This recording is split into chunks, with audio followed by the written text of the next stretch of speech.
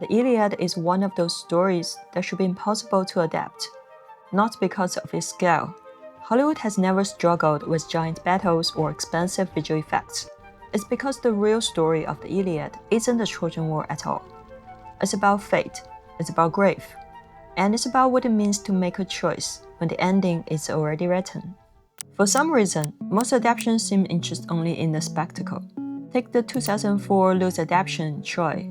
The film had major stars, a huge budget, and all the scale you could ask for. But somehow, it reduced one of the greatest myths ever told to a fairly conventional love story. It alters key events, reshapes its characters, and removes the gods entirely. It's funny that Troy was written by David Benioff.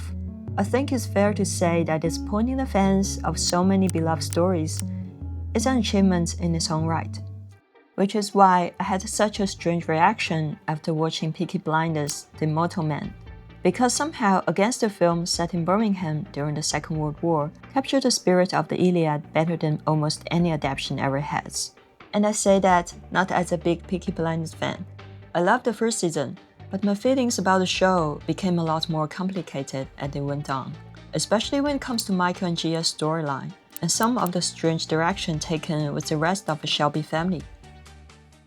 What fascinates me about the film is that it captured one of the most difficult aspects of the ancient Greek world, prophecy, the presence of the forces beyond human understanding, and the feeling that the fate is always waiting just around the corner. And it leaves us an unsettling question. If everything is already decided, what does it mean to have free will? In the Iliad, the gods interfere in almost everything. They shape battles, influence decisions, and guide the thoughts of the heroes. We know that Troy is destined to fall. Achilles is destined to die if he returns to battle. The prophecies make the outcome clear from the start. And yet, the story still creates a sense of uncertainty, as if the future might somehow change. It's obviously not an easy task to replicate this phenomenon, but by blending the real world with the mystical world of gypsies, this film creates an atmosphere where fate feels both inevitable and filled with human agency, making it feel like the story is written through their own will. And yes, this film is the end of the original storyline. The next season will focus on the next generation. And a reminder, this is a spoiler video. The Iliad begins with the wrath of greatest warrior, Achilles, a man who could end the war, yet refused to fight. This is exactly where Tommy Shelby finds himself at the start of the film. After spending years building his kingdom from the ruins of the First World War, he has lost almost everything he once cared about. Now he feels like an old king, haunted by the past, and keeps seeing the ghosts of his dead family members. Tommy's mental state is something he has struggled with since the very beginning. It's a battle he has always had to fight on his own, and in this film, he finally begins to confront it. That confrontation comes through his acceptance of his gypsy heritage. The mystical side of Peaky Blinders has always been there. The opening scene is rooted in it, and many of the major tragedies in Tommy's life, from Grace to Ruby, are tied to gypsy curses. But the show has always remained deliberately ambiguous on purpose. These moments can be read either as genuine magic or as the manifestation of Tommy's declining mental state.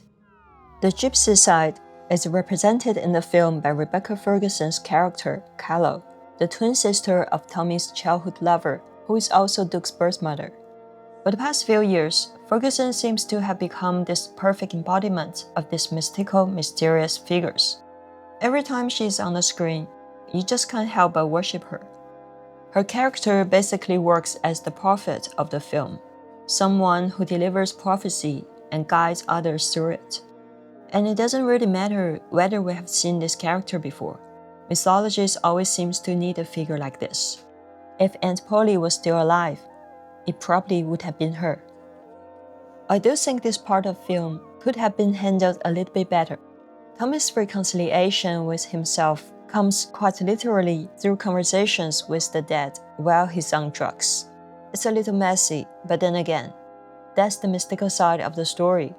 It's meant to explore parts of the human experience that our objective reality can't fully explain. And honestly, I'm just glad to see Tommy finally make peace with that side of himself, break free from the ghosts that have followed him for so long. In a way, he carries on Polly's legacy and, for the first time in a long time, become a whole person again.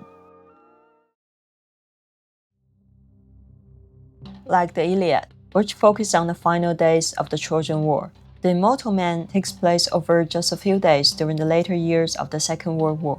The backdrop is Operation Bernhardt. The Nazi plan to flood Britain with counterfeit pounds and destroy its economy from within.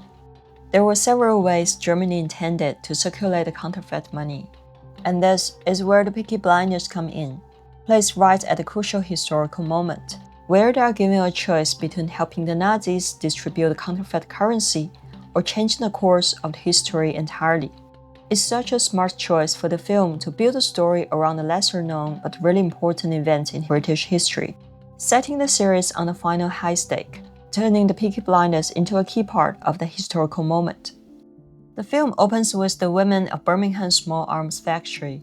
As the bombs fall, they remain at their posts, continuing to make munitions, until the blast reaches them. The bomb almost acts as a shock, snapping us into the war film. It's also another true story that Stephen Knight built into the film. His own mother worked at that very factory, and fortunately, she wasn't there that night. On the opposite side of the working people is Duke. With Tommy's absent and his future uncertain, he tries to claim his legitimacy as the new king of the Peaky Blinders. I like how they set up the character arc here for Duke. For one, it speaks to the moral code that makes Peaky Blinders so beloved. Yes, there's all the violence and criminal act, but we're drawn to these characters because they are anti-heroes. In a rigged system, the only way to bound the society is moral, and it's also a big part of the Iliad.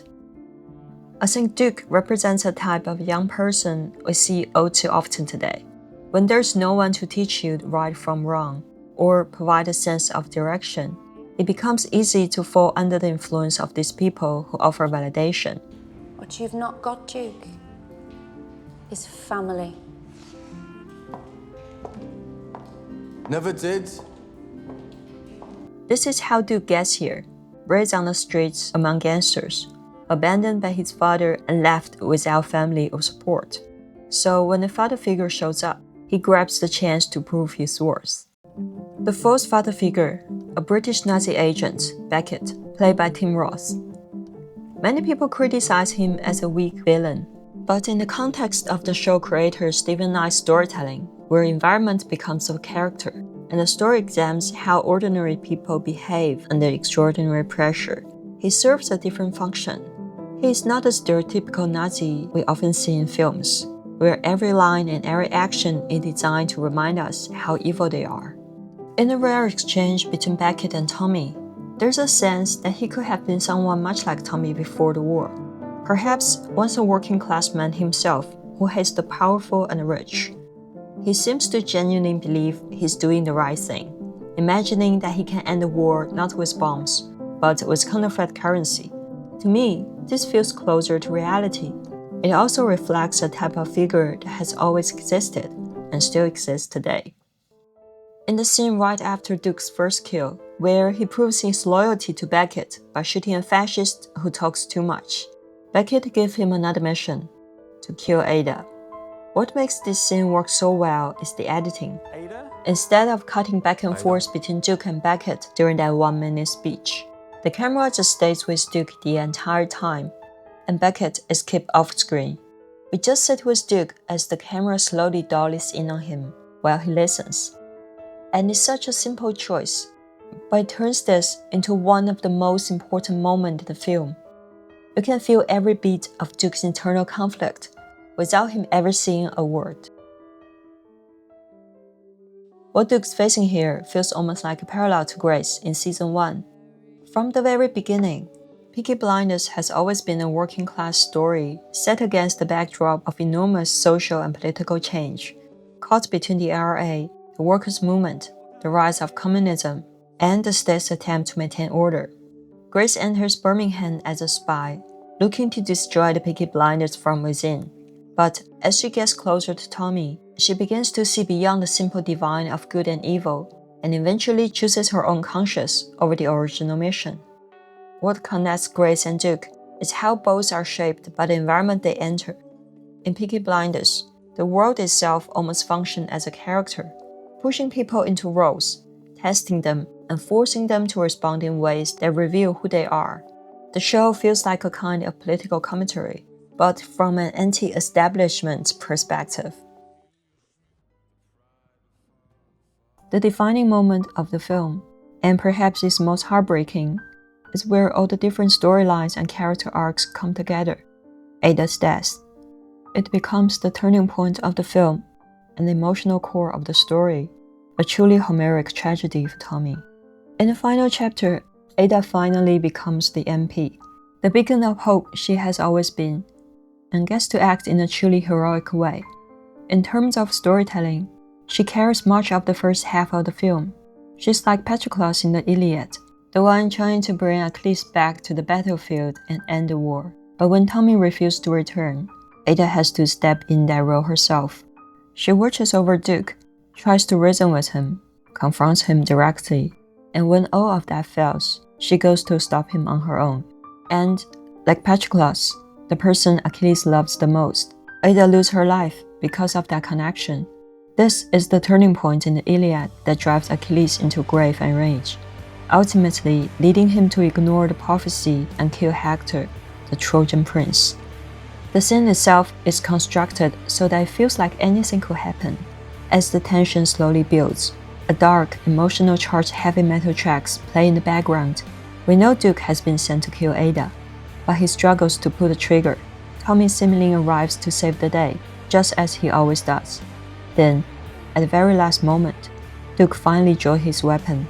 It looks like he's about to pull the trigger. Instead, he yells at Ada to run, and before anyone can react, Beckett emerges from behind and shoots her.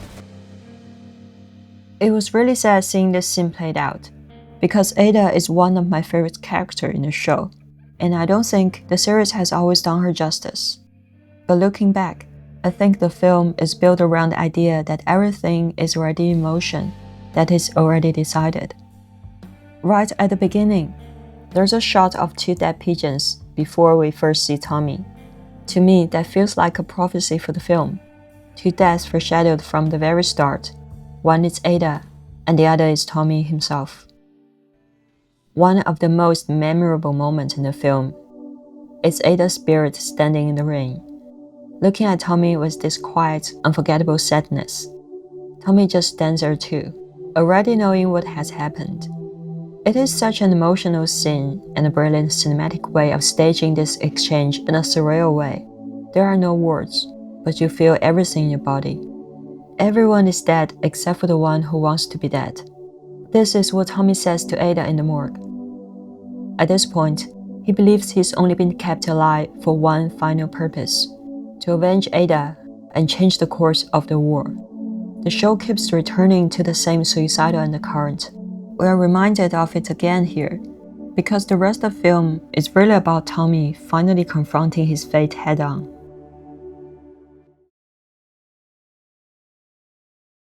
Throughout all of this, I've wanted to sort of think about destiny or fate or free will, and you know, which is why a lot of the stuff about curses, you know, a curse means you don't have free will.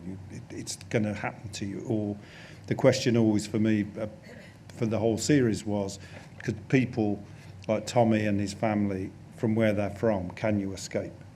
Or is it just you got no choice? That's who you are. That's who you're going to be. And is that who you are? Is that who you're going to become? My favourite line of the whole series is Tommy Shelby says, you can change what you do, but you can't change what you want. In the history of literature, Achilles is often regarded as one of the first heroes to knowingly embrace death, fully aware of his fate. But here's the paradox. If Achilles' fate is already decided, how can he have the free will to choose? This is one of the most fascinating aspects of the Iliad, and how the film makes Tommy Shelby the Immortal Man. It has to do with the idea of compatibilism. the philosophical view that free will and determinism can coexist. In simple terms, our actions can still be free, even in a world governed by cause and effect, so long as they arise from our own character and desires, rather than external forces. Achilles' fate is not simply that he must die. It is that he must choose between two lives.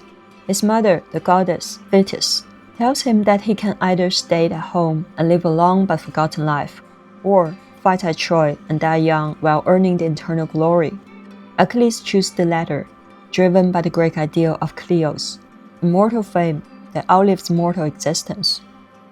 His agency lies not in escaping death, but in deciding what kind of life and what kind of memory he wished to leave behind. Through story, Achilles transcends thousands of years, the immortal man. Like Achilles, Tommy refused to fight a war because of his own internal struggle.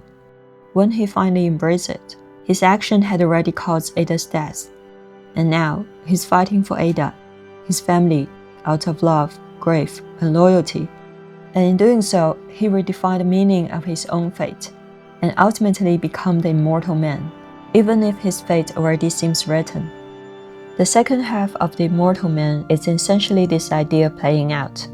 Tommy goes full Tommy Shelby again. He puts on his signature armor, declares his return, knocks some sense into Duke, fights Nazis, and for the first time in a long while, the streets of Birmingham feel hopeful again. The prophecy from Kaulo is that Duke will give Tommy his final piece, using the bullet engraved with Tommy's name, and in doing so, become the new king.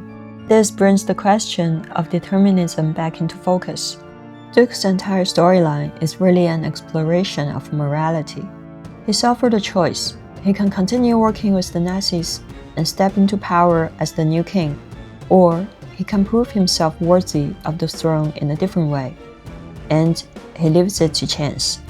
He tosses a coin to decide whether to betray Tommy, but in the end, he refuses to follow it. Decided to do the right thing. And that's the moment Duke makes his real choice.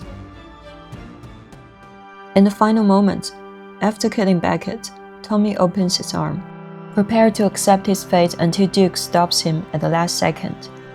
The prophecy is fulfilled almost like a ritual. Duke gives Tommy his final piece, with the iconic bullet completing the transfer of power. In the presence of his followers, Tommy becomes something like a true gypsy legend. His story is something that will pass down for generations.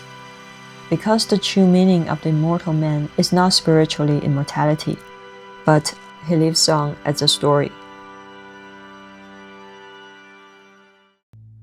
The Iliad is one of, if not the most important works of literature in history, because it shows how powerful storytelling can be.